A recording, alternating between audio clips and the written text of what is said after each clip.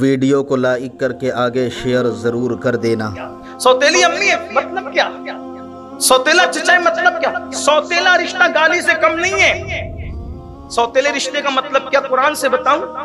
دیکھو سورہ یوسف اٹھا کے اس کی تفسیر دیکھو۔ سوتیلے رشتے کا مطلب سوتیلے بھائی باپ کو کہتے ہیں سیر تفریح کرانے لے جا رہے، یہی ہے نا سوتیلا رشتہ، اور لے جا کر کے ہاتھ کی روٹی چھین کے کتے کے آگے ڈالتے، یہ سوتیلا بھائی اسی کو کہتے ہیں نا۔ یہ کون کہہ رہا ہے؟ قرآن کہہ رہا ہے، تفسیر کہہ رہی ہے۔ ہاتھ کی روٹی چھین کے کتے کے آگے ڈال، پانی چھین کے زمین پہ ڈال رہے، لات سے مار کے کنویں میں ڈال رہے۔ کون ہے؟ سوتیلا رشتہ۔ توجہ کرنا، سوتیلا رشتہ یہ ہے، یہی آپ نے پڑھا، یہی سنا، سب نے پڑھا، سب نے سنا۔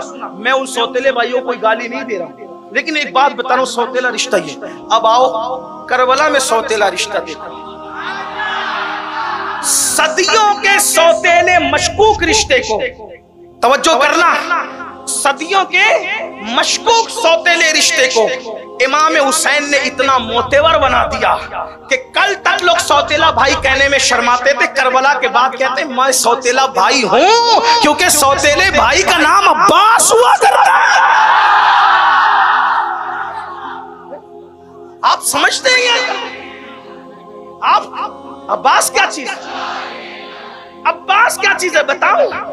عباس کیا چیز ہے بتاؤں؟ عباس کیا چیز ہے بتاؤں؟ عباس کا جیسے رسول اللہ کو، جیسے تقابل کے طور پر نہیں صرف سمجھانے، جیسے رسول اللہ کو اپنے اصحاب میں سب سے زیادہ اعتماد افضل البشر بعد الانبیاء بالتحقیق سیدنا صدیق اکبر پہ تھا، ویسے ہی کربلا میں سب سے زیادہ اعتماد میرے آقا امام حسین کو۔ آخر حسین پاک نے سوتیلے بھائی کو کتنا پیار دیا ہوگا کہ سوتیلا بھائی یوں رشتوں کے بندھن میں بندھ کے دیوانہ ہوا ہوگا۔ آئیے اگر آپ اجازت دیں اب میں وہ اپنا عنوان چھوڑ دوں، کربلا کے بعد تو چھیڑ بھی نہیں سکوں گا، لیکن عباس کیا ہے سن لے، بات ختم کرتا۔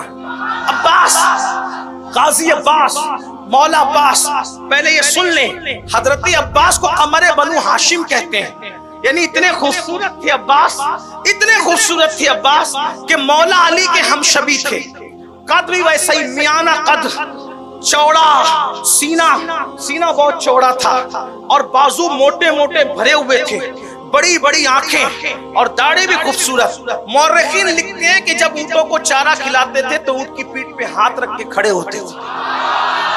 بہادری کا یہ عالم تھا، اور خوبصورتی کی وجہ سے لوگ ان کو قمر بنو ہاشم یعنی بنو ہاشم کا چاند کہتے تھے، اور اتنے سخی تھے باپ کی طرح، اتنے سخی تھے کہ لوگ ان کو باب الحوائج کہتے تھے، یعنی ان کے دروازے پہ جاؤ تو کبھی مراد رد نہیں ہوتی۔ اور آپ کو ایک بات اللہ کی قسم کھا کر کے بتاؤں، دروازے پہ جانا تو دور کی بات، آپ کہیں بیٹھ کے ان کا نام لے کر کے دعا کریں، مراد پوری نہ ہو تو پھر کہیں۔ ہر سال ہمارے شہر مالیگاؤں میں جو پروگرام ہوتا ہے، جب میں غازی صاحب کی شہادت پڑھتا ہوں تو لوگوں کو کہتا ہوں جو مرادیں مانگنے مان لیں۔ اللہ کی قسم مالیگاؤں والوں سے آپ آ کر کے پوچھیں، بیٹوں کی مرادیں مانگتے ہیں، بیٹے پیدا، جڑوا بیٹے پیدا، بیٹیاں پیدا، رشتے، یعنی باب الحوائج کی سخاوت آج بھی جاری ہے۔ تو کیسے ہیں عباس بتاؤں آپ، سوتیلے بھائی کیا معتبر کیا رشتے۔ ایک سوتیلا بھائی ادھر ہے، کتے کے آگے روٹی ڈال دی، پانی زمین پہ پھینکا، مار پیٹ کر کنویں میں ڈال۔ لیکن امام علی بھائی یاد رکھنا، محبتیں وصول کرنے کے لیے محبتیں دینی پڑتی ہیں۔ آپ یہ نہ سمجھے کہ غازی عباس جو اتنی محبت کرے، بالکل کر رہے محبت، لیکن امام حسین کا کیا رویہ رہا ہوگا سوتیلے بھائی کے ساتھ کہ بھائی نے اتنی محبت کی، اتنا پیار کیا، اتنی محبت کی کہ پوری زندگی کبھی بھیا نہیں کہا، کبھی بھیا نہیں کہا، ہمیشہ آقا کہا، مولا کہا۔ خوشی کے موقع پہ امام حسین نے ہاتھ پکڑ کے کہا آج خوشی کا موقع ہے، آج تو بھائی کہہ دے۔ نہیں، میں بھائی نہیں کہہ سکتا آپ کو، کیوں؟ کیونکہ آپ کی امی اور میری امی میں فرق ہے، باپ ایک ہے، آپ کی امی بنت پیمبر ہے، میری امی کنیز پیمبر ہے۔ کنیز کا بیٹا آقا زادی کو بھائی کیسے کہہ سکتا ہے؟ میں کہتا ہوں کاش اگر لوگوں کو عباس کی یہ فکر مل جائے، لوگ کتنی ہمت والے ہیں دنیا میں کہ لوگ نبی کو بھائی کہنا چاہتے ہیں۔ لوگوں کو پتا تو ہونا چاہیے وفا کے کچھ اصول ہوتے ہیں، सबको भाई की सफ में नहीं खड़ा किया जाता। अदब के कुछ तकाजे होते हैं। अगर औलाद आदम की वजह से सभी भाई हैं तो फिर अपने अब्बा को भी भाई कहा जा सकता है, लेकिन कोई ये जुर्रत नहीं करता। अदब के तकाजे होते हैं, वफा के तकाजे होते हैं। अल्लाह अकबर। तो क्या हुआ? गाजी अब्बास मैदान करबला 9वीं मुहर्रम गुजर चुकी। मुहर्रम की 10वीं शब है। 10वीं शब है। इमाम अली मकाम मोहलत लेते हैं। शायद आपने सुना होगा, बहुत सुना होगा, बार बार सुना होगा, लेकिन अल्लाह वालों के वाकयात अल्लाह के लश्करों में से एक लश्कर है, और अल्लाह वालों के वाकयात सुनने से दिल जिंदा होता है। और ये अल्लाह वाले नहीं तो फिर अल्लाह वाले है कौन? हैं? जिनके घर में आयतें उतरी यही अल्लाह वाले, जिनके लिए आयत तथीर उतरी। बहरहाल तो 9 मुहर्रम गुजर चुकी, 10वीं शब आ चुकी।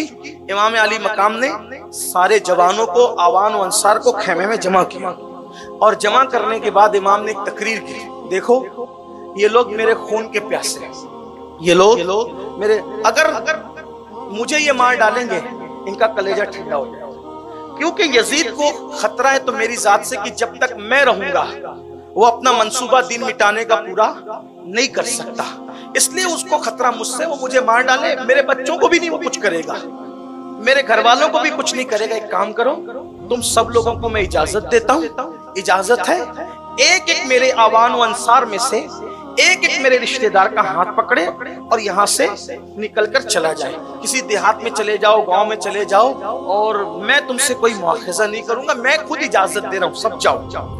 अब सुना तो सब रोने लगे, क्योंकि वो वफादार लोग थे। इमाम हसन बसरी कहते हैं करबला में जो 72 थे वो अपने दौर के सबसे बेहतर थे। इमाम हसन बसरी का कौल है, जो 72 थे करबला में वो अपने दौर के सबसे बेहतर थे, अल्लाह ने उनका इंतखाब किया। तो आपने कहा कि चले जाओ, वो रोने लगे।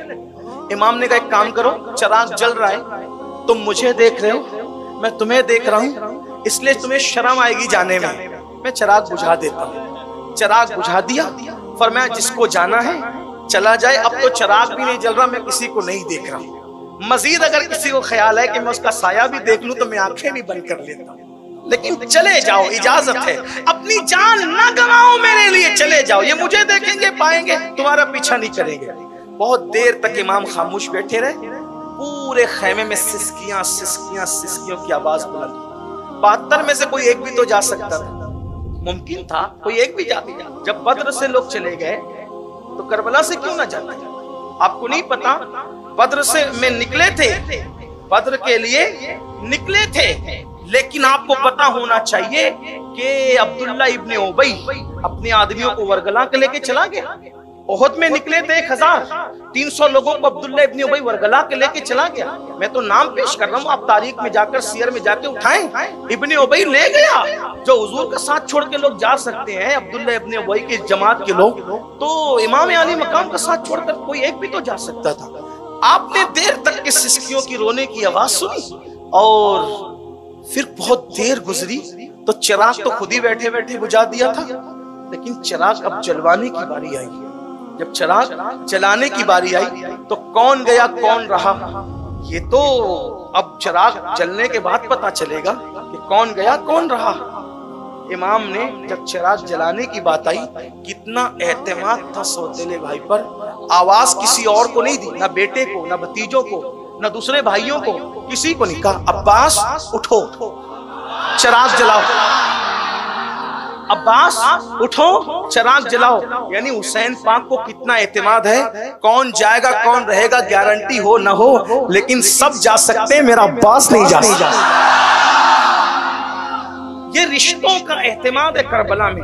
आप करबला को जिस जाविये से देखें, आपको करबला में वो सब नजर आएगा। ये उन्वान है, स्टडी करें, आपको करबला में सब नजर आएगा। आगे पढ़ लूं, आप कोई मुराद लेना है तो ले लें। इमाम गाजी अब्बास की शहादत पढ़ देता हूँ आपके सामने, ताकि एक शहादत ही पढ़ने का शरफ मुझे मिल जाए।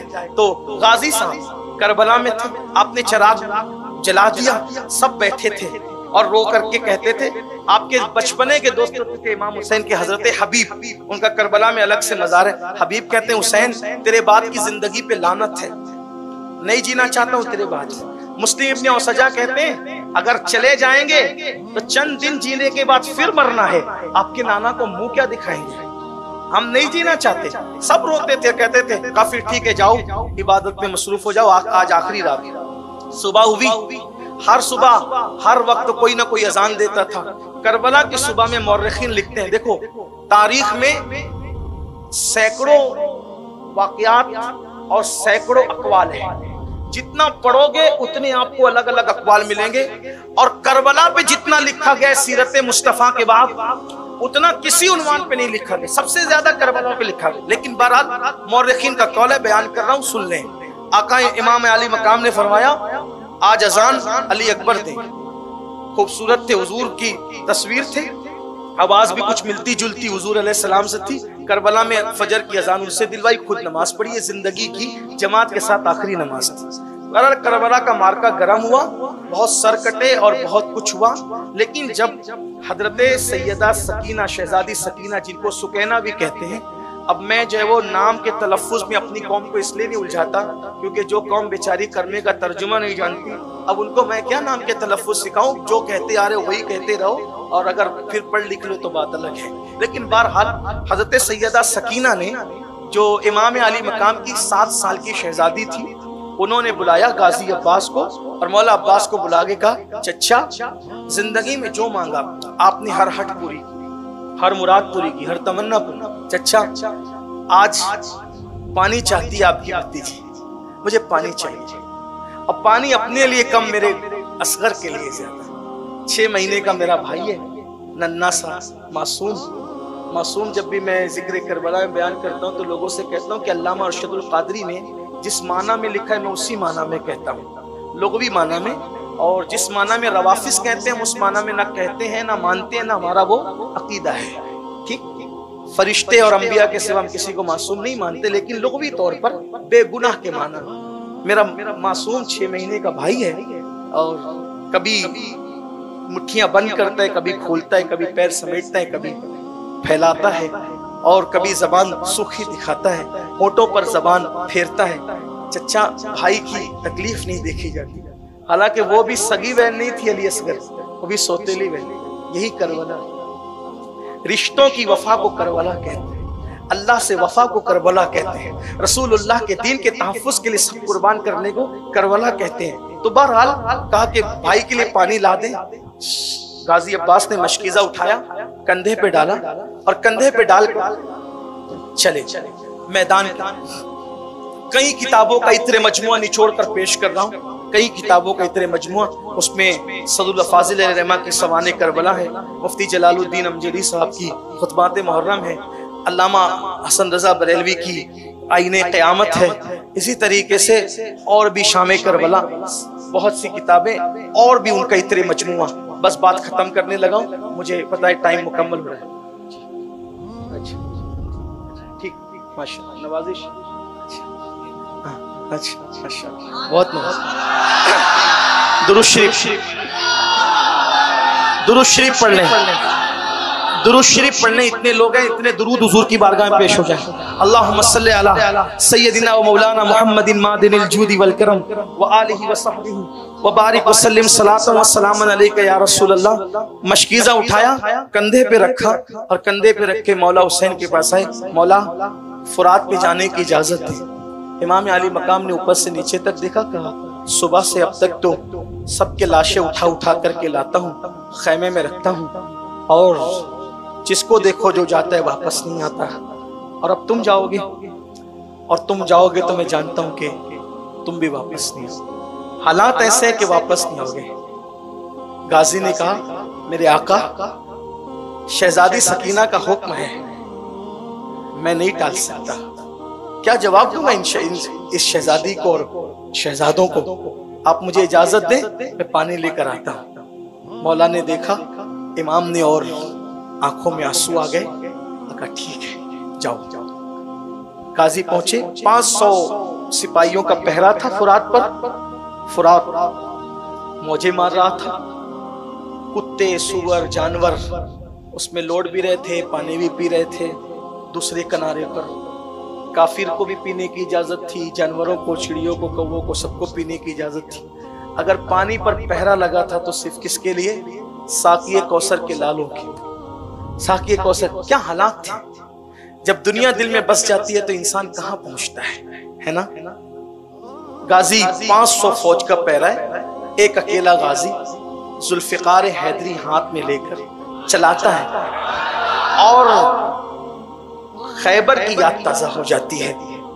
وہ پیچھے ہٹتے، فرات میں گھوڑے کے قدم ڈالتے، نیچے اترتے، پانی بھرتے، پانی بھر کے کندھے پہ ڈالتے، ہاتھ میں لیتے، ہاتھ میں لے کر کے سوچا میں بھی پی لوں۔ پینے کی کوشش کرتے تو خیال آتا ہے نبی کے نواسے پیاسے ہیں اور عباس کیسے پی لے، چھوڑ دیا، نہیں پیا۔ گھوڑے پہ بیٹھے چلے۔ شمر نے کہا پیاسے لڑ رہے تھے اب تک، ان کو زیر نہیں کیا گیا۔ اگر ایک قطرہ بھی پانی اچھا لگا ہو تو لائک کر اہل کے بیت آگے کے خیمے شیئر میں پہنچ ضرور گیا، کر دینا۔ تمہاری اپنا اور عورتیں اپنے بیوہ ہوگی، پریوار تمہارے کا بچے خیال یتیم ضرور ہوں گے، رکھنا۔ واپس جانے کا تصور چھوڑ دینا، اور اگر واپس خیر سے جاتے ہو تو پانی مت جانے دو۔ بس اتنی آواز نکلی ظالم کی اور ٹوٹ پڑے غازی عباس پر۔ جب چاروں طرف سے ٹوٹ پڑے تو انہوں نے تلوار چلائی۔ کچھ لوگوں کو لگتا ہے کہ یہ ڈرامہ ہے، فلسفہ ہے، اور کیا کوئی آنکھوں سے دیکھ رہا تھا؟ یاد رکھیں کربلا شریف کو امام زین العابدین نے بار بار بیان کیا، سیدہ زینب نے بار بار بیان کیا، ام کلثوم شہزادی نے بار بار بیان کیا۔ اور اسی طریقے سے آپ کو اور حیرت ہوگی کہ سامنے کی طرف جو دشمنوں کے ساتھ آئے تھے لیکن امام کی کرامتیں دیکھ کر لڑے نہیں بلکہ دبک کر چھپ گئے تھے، انہوں نے بھی یہ مناظر بیان کیے۔ حمید ابن مسلم نے کئی روایتیں بیان کی۔ اب لوگ کہتے ہیں کہ دشمن کی روایت کہاں قابل قبول ہوگی؟ ہم نے کہا دشمن اگر مخالفت میں کرے تو قبول نہیں ہوگی، لیکن دشمن اگر کسی کے بہادری کا قصہ سنائے تو پھر وہ کتنا معتبر ہوگا، یہ بات ہوتی ہے۔